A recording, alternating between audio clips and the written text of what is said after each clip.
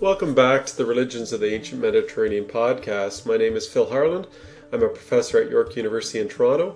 We're continuing on in the series Diversity in Early Christianity, in which we look at what have traditionally been called heresies, and look at the variety of Christian groups and the struggles that are going on between different Christian groups. Today we move on to something that contrasts quite substantially to the Ebionites we were just dealing with and to the other Judean followers of Jesus we were dealing with. Today we move on to Marcion, a particular man, and the Marcionites who followed his line of thought within Christianity. Marcion believed that the God who sent Jesus was not the Judean God, was not the God of the Old Testament or the Hebrew Bible. Instead, the God who sent Jesus was a stranger God, an unknown God previously, who, out of love, sent Jesus to free us from the justice and legalistic control of the Judean God. So in this sense, there's quite a contrast between Marcionite Christianity and the Judean forms of Christianity we've just been surveying. In this episode, we first begin by introducing Marcion and a few things about what we know about the man himself, before going on to patristic church fathers' comments on what Marcion's views were.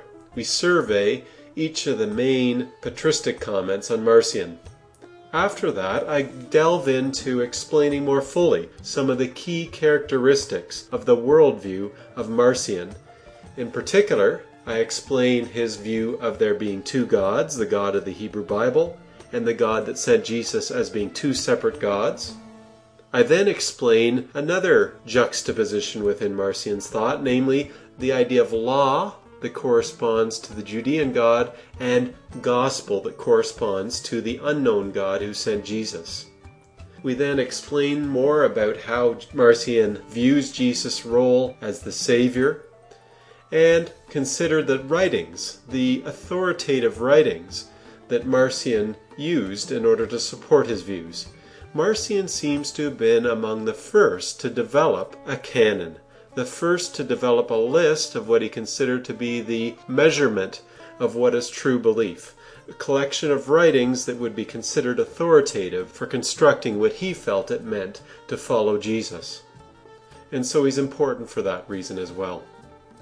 I would warn you again that this podcast is quite advanced. There's a sense in which you would be better off listening to the earlier series, including the series on Paul and the series on Portraits of Jesus, before delving into this third main series on diversity in early Christianity. As we'll see, Marcion's views are quite different than what is traditionally associated with Christianity, quite different than the form of Christianity that won out in the end. If you would like to read further on Marcion and Marcionite Christianity, Ernest Evans has a fine translation of Tertullian's attack, his multi-volume attack called Against Marcion. This is readily available online at the moment at tertullian.org. The good thing about this translation is it provides an introduction as well. Another classic work in this area is by the historian of the late 1800s and early 1900s, Adolf von Harnack. Harnack's work is entitled Marcion, the Gospel of an Alien God. I hope you enjoy this podcast. Feel free to read more about Marcion and other forms of Christianity on my website, philipharland.com.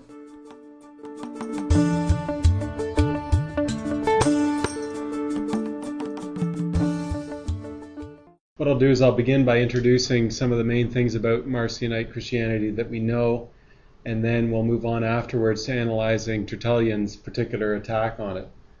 Some of my main points to get across today on the Marcionites and their critics is, first of all, that we're witnessing here Gentile forms of Christianity. There's a sense in which, as Ehrman puts it, we're seeing the opposite of the Ebionites, although in other respects it's not as clear-cut as that. There's a very clear Pauline connection here. So this Gentile form of Christianity that we see in Marcionite Christianity is more along the Pauline type of Christianity, you could say to an extreme, in a way that excludes all Judean forms of Christianity. Marcionite Christianity, by its very definition, excludes any Judean form of Christianity as illegitimate.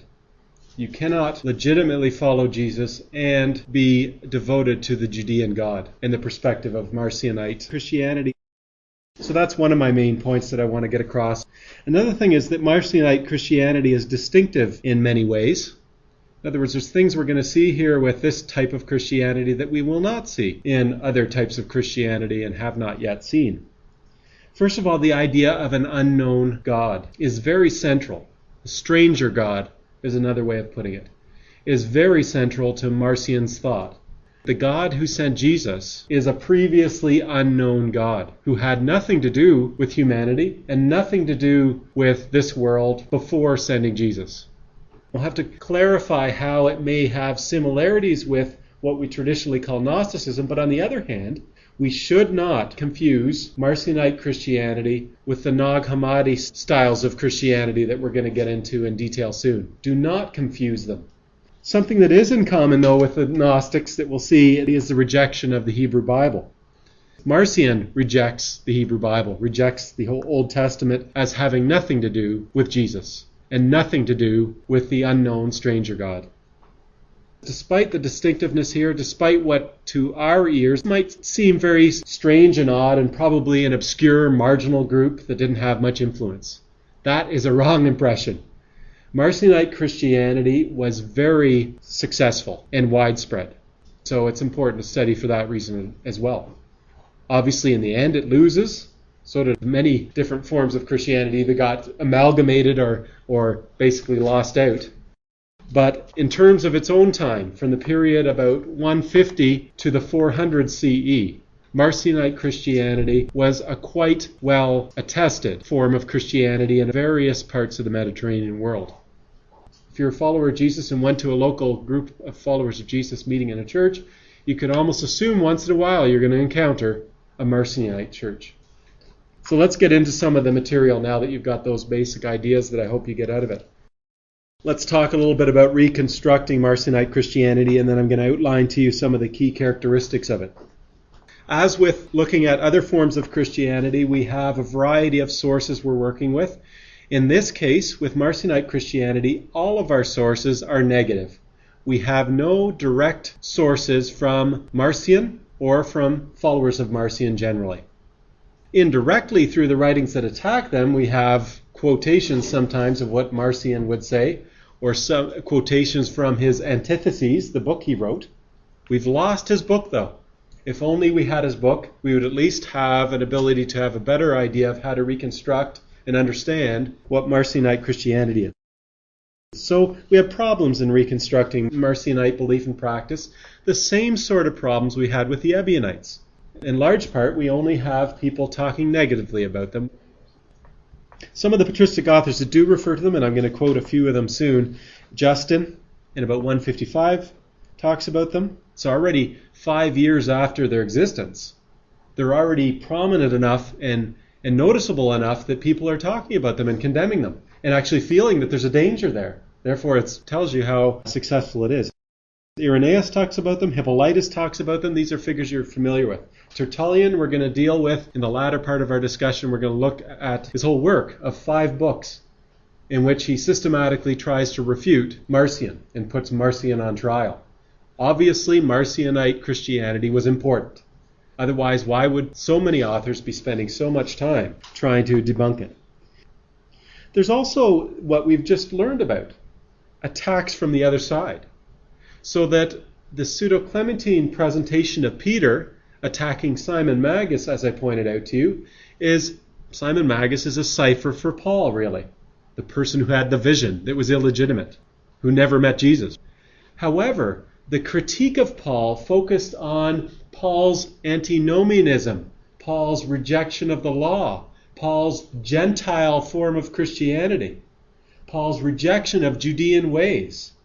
This lines up well with the sort of Christianity we have with Marcion, and there are points at which in that Pseudo-Clementine literature it seems as though Marcion has influenced the way in which the author of the Pseudo-Clementines interprets Paul. And so we might have Marcion and Paul in his mind, the author of the Pseudo-Clementines. So indirectly that can be a source for some material on at least how people are attacking Marcionite Christianity. from another angle. We're familiar with the patristics, but we also have the pseudo-Clementine presentation of Paul that shows us another angle on it. Now that we have a sense of the sources we have, let's talk a little bit about Marcion's background and his history before I go on to his worldview and the practices associated with Marcionite Christianity. So let's talk about Marcion's background and history. From what I've said so far, you already know there's problems at getting at the truth. And the very first section of Tertullian's against Marcion that I read a couple weeks ago really made that clear, didn't it? Tertullian, one of our main sources for Marcion, begins with all kinds of name-calling. The whole thing is that Marcion is a barbarian because he comes from Pontus, and he's equivalent of a wild animal who engages in perverted sex, who comes from a country where people eat their own fathers. Remember that whole beginning of this first book? How much can we know about Marcion's background itself from these sources? How much can we know of his history? What can we know of Marcion the person from this? Well, not a whole lot. Nonetheless, some of the little snippets of information that seem to be reliable have to do with his date and where he's from. First of all, it seems likely that Marcion was born around 100 CE. He may have been the son of a church leader. But the problem is the stories associated with the fact that Marcion was the son of a church leader build up all kinds of things about how horrendous he was, that he raped a virgin, and all kinds of stuff that you can't rely on. We know that he was from the region of Pontus, and the city of Sinope seems to be where he is from. So Sinope is up here on the southern coast of the Black Sea, up in Asia Minor. Not surprisingly, since he lives on a coastal city that is central to merchant activity and central to the shipping trade, we know that Marcion was a shipper by trade. But it could also mean a ship owner. The indications are that he is rich, because we have a story that he gave 200,000 sesterces to the church in Rome. They ultimately found out what some of his beliefs were and gave him his money back, but 200,000 sesterces is a huge amount of money. Just to give you perspective, in the Roman Empire, there are two main positions of the ultra elite. I'm talking about a very small segment of society, less than 1% of the society. Within that 1% of the society, at Rome, there's the equestrians and there's the senators. To be a senator, you have to be a millionaire. To be an equestrian, you have to have under your own control the equivalent of 400,000 sesterces. In other words, you need to possess twice as much as Marcion gave away. Marcion is rich. This brings us to his activity in Rome that I just alluded to there. We know that at some point in his life he went to Rome, probably in the late 130s CE and into the 140s CE. That he made this donation of 200,000 sesterces to the church in Rome. That he was involved in some sort of a gathering of leaders in which he presented the ideas he was developing about what Marcion was starting to think following Jesus was all about. They didn't like what he said and said, take your money back. That's mainly what we know about his history in terms of relations at Rome. Sure, Marcion had these ideas. Sure, a few people objected to them when he spoke to them at Rome and said, take your money back. However, there were plenty of people who didn't reject his ideas. And a sign of this is the demography of this movement. What I mean by that is where you find Marcionites very early. Already by the late 2nd century, so within decades, you begin to see evidence that Marcionite types of Christianity exist in all kinds of regions of the Roman Empire. The main way we know this is people attacking it, or people referring to the Marcionites and not liking the Marcionites. We can look at where these people exist that are attacking it or referring to it. We have people in Asia Minor, obviously, which is where Marcion's from. And that seems to be a stronghold of Marcionite Christianity. A person in Corinth condemns it and shows you that it's already in Greece. In Antioch in Syria, we have an author, and in the century after Marcion, we have an author in Crete, on the Greek island of Crete. We have Irenaeus, a guy who's from Asia Minor who goes and settles in France, Lyon, what now is France. We have an author in Alexandria in Egypt complaining about Marcionite Christianity. We have people at Rome, obviously, complaining about Marcionite Christianity. You have Tertullian in North Africa. This demography of the movement and the references to it begin to tell you how important it was at the time at which it was taking place, even though it ended up being a losing brand of Christianity in the end. So from 150 to the 400 CE, Marcionite congregations worshiping Jesus in various parts of the empire. As to when it precisely totally died out, hard to know. Some of the ideas it had didn't die out in a way, got inherited and reworked in different ways within the type of Christianity that won. More the anti-Judean elements that we're going to be talking about. Let's talk about Marcion's worldview a little bit now. I thought it would be a good approach to get into the worldview of Marcionite Christianity and get an idea of what it is by reading some of the sources that first condemn it. Remember that we only have the condemnations. But let me read through a few passages. The first one from Justin. Justin is writing in 155 CE and shows you that already within a decade of Marcion coming to Rome, that there's already existing followers of Marcion in places that Justin knows. We know Justin is active in Asia Minor, for example. Remember his debate with Trypho in Asia Minor? And that Justin is also went to Rome and various parts of the Mediterranean world. But already within a decade, it's noticeable enough and troubling enough that Justin talks about it, and this is what he says in his Apology. This is section 1.26. He talks about various false teachers, Justin does, and then he says, one of them, one Marcion, a man of Pontus, who is even now alive, teaching those who believe him to pay honor to a different God, greater than the Creator. And this man has, by the assistance of those demons, caused many of every nation to utter blasphemies, denying the God who made this universe, and professing that another, a greater than he, has done greater things. So the most notable thing to Justin, within a decade of the existence of followers of Marcion, is this idea of two gods. This is an important aspect of Marcionite thought, that there's a creator God, and there's a God that's greater than the creator God is, a God who did not make the universe. Soon we'll see that through other authors, that it's that other greater God that sent Jesus. And that the creator God, the Judean God, has nothing to do with Jesus at all. Irenaeus, you're already familiar with his writing against the heresies. And he's writing in the 190s CE, so late 2nd century. He was from Asia Minor, remember, so he's familiar with things in Asia Minor, but also now in France. He's a leader of a church in France when he's writing.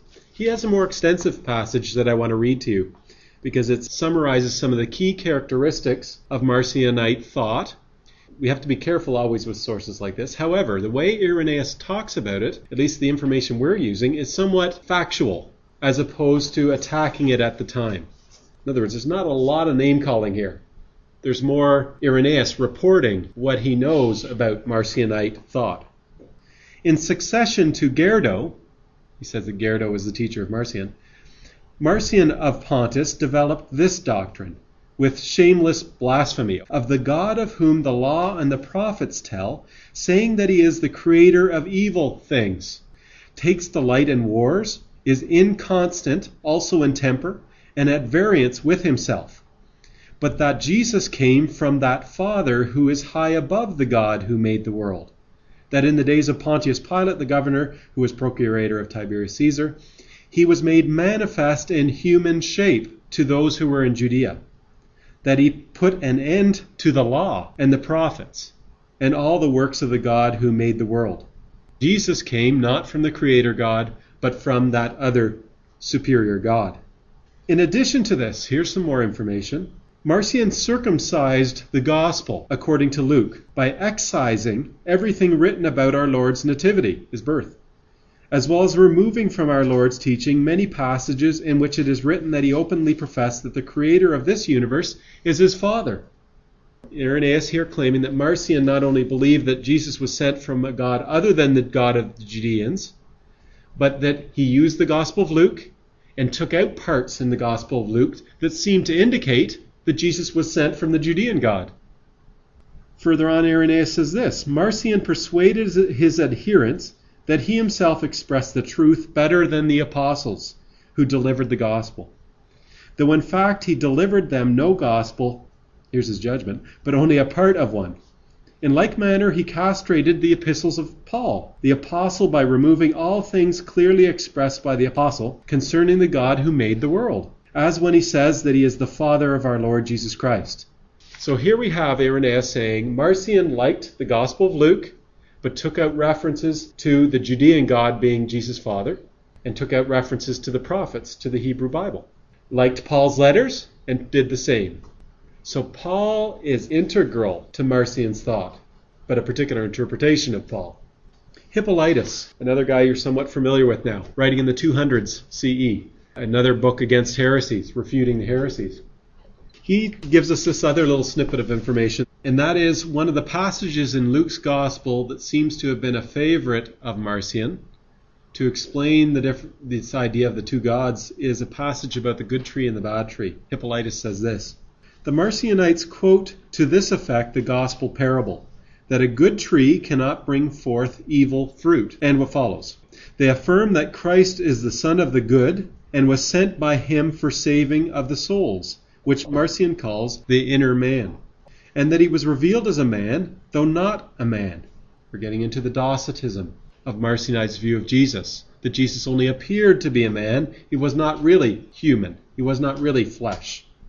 "As being in a body when not in a body, manifest in appearance only." There's the language of appearance that we're familiar with from Ignatius.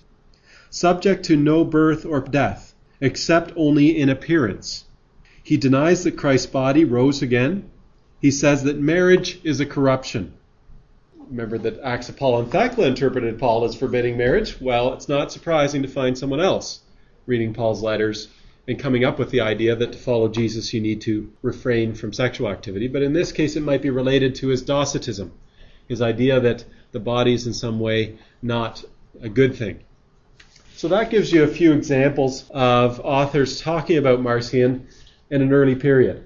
And that's a type of evidence that we use to piece together what we're going to outline now as some of the key characteristics of Marcion's worldview and the beliefs of the Marcionite church. Let's get into this two-God issue a little bit further now and analyze how Marcion thinks of this. It seems that the reasoning Marcion had was that the God that you see when you read the Old Testament, the God that you see when you read the Hebrew Bible, seemed arbitrary in his view, seemed judgmental, seemed to do things that were not moral, seemed to be warlike, like to kill people off, etc. So Marcion's reading of the Hebrew Bible was in such a way that he really got bothered by how God came across as warlike, as nasty, and especially as legalistic and judgmental. Marcion began to see that God as an inferior sort of being.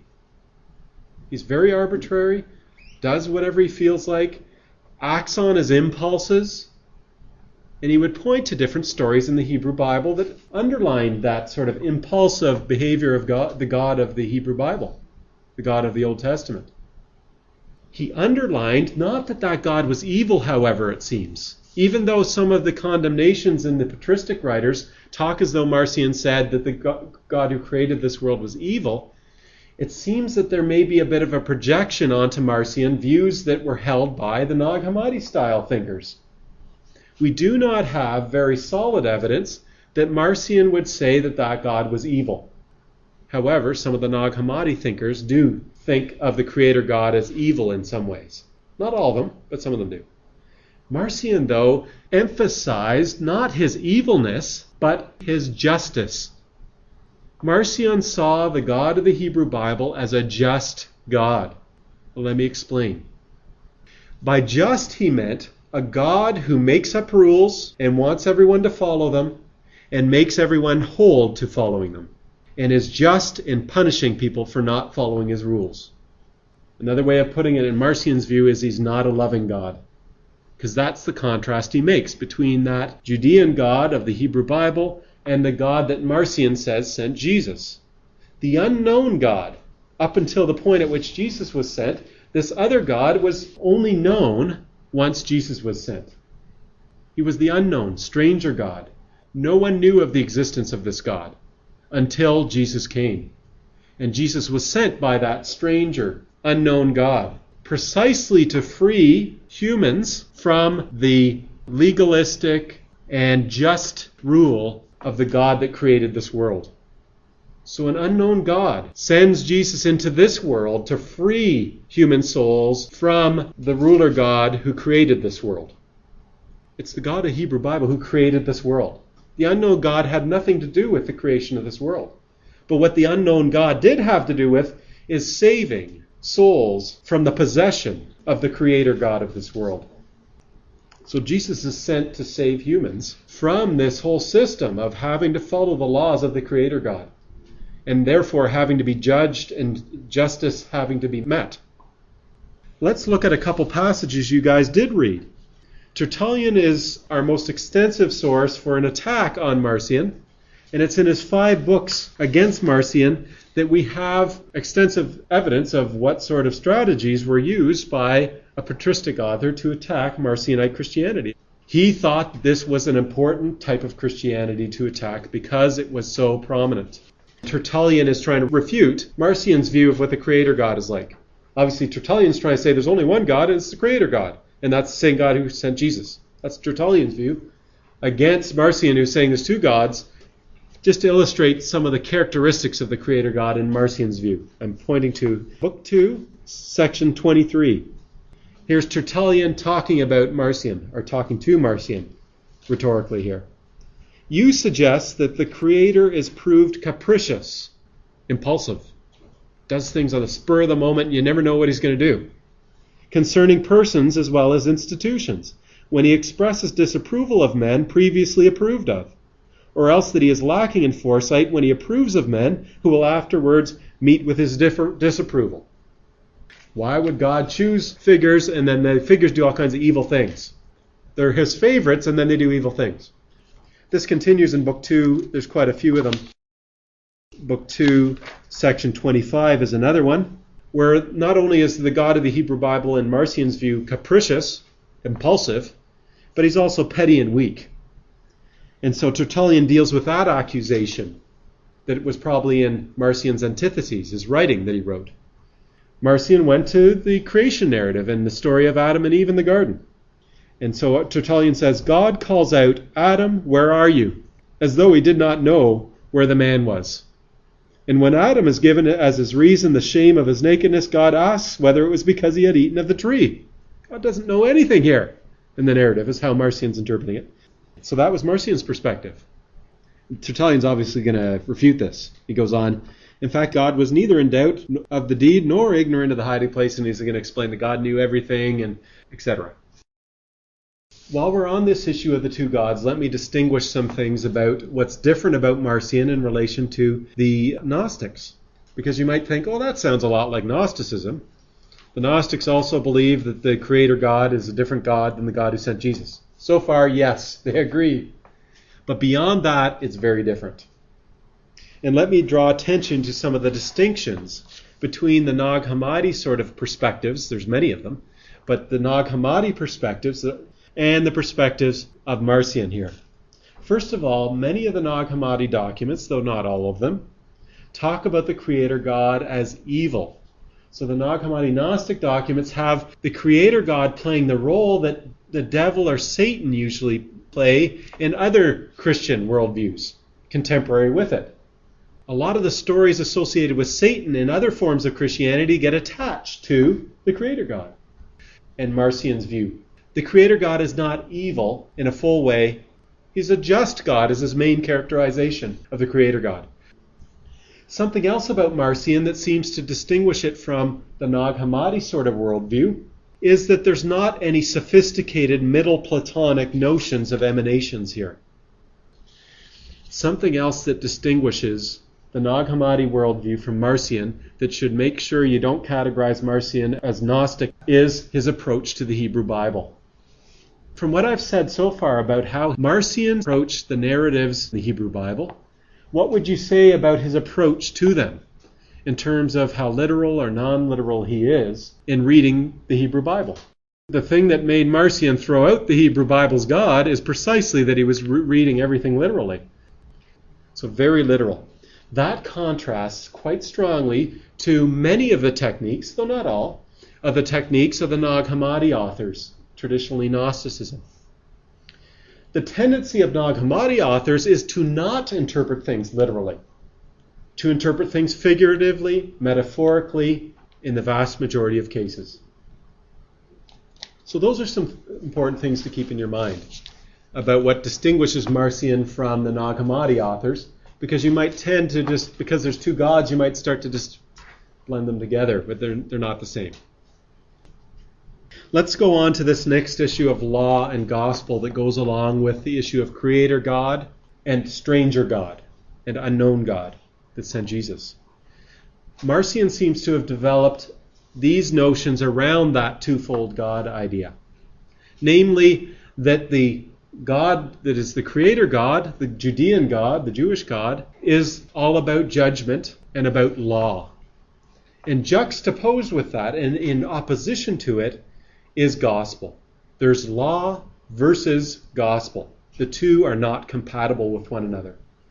And it's the stranger God who never had any contact with human beings and with this world until he sent Jesus. It's the stranger God of love that sends Jesus to bring something that opposes law, namely the gospel. It's a gospel that sets people free from the law and sets people free from the dominion and control of the creator God, of the Judean God.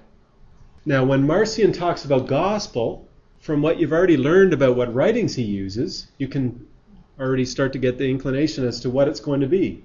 He uses Paul's letters primarily as his source and a cut-up Gospel of Luke. Let's get on to views of Jesus here. Now that we've got two gods, we've got law versus gospel corresponding to those two gods, and we have a notion of being freed from the dominion of law, from the creator God, to be saved in some way by that stranger God who loved people so much that he sent Jesus to do so. The views of Jesus have already been explained to some degree, but let me go into some of the other dynamics of it. First of all, from what I've said, you know that Jesus is not the Jewish Messiah. Marcion seems to have developed some subtle way of talking about things that suggested that the Judean God, the creator God, did talk about a Messiah and did refer to a Messiah that would come, and that the Hebrew prophets who worshipped that Judean creator God also referred to a coming Messiah. However, Jesus was not that Messiah. Jesus is the Christ, the Messiah sent from the unknown God. So he still might use the language of Messiah and Christ, Marcion. But he detaches Jesus as a Christ from any notion of Judean notions of Christ. Now, as to what it was that Jesus was sent to free humanity from, I've already indicated law. And the arbitrary behavior of the Creator God is what you're being freed from. Something for sure about Marcion's view of Jesus, though, is it was Docetic. You guys have already learned quite a bit about what Docetism is from Ignatius, and even from the Johannine epistles. The opponents we looked at there spoke as though Jesus only appeared to be human. Dokeo is the Greek word for appearing or seeming to be. And then scholars have this category they call Docetism, to talk about early Christians who believed Jesus was not ever truly human.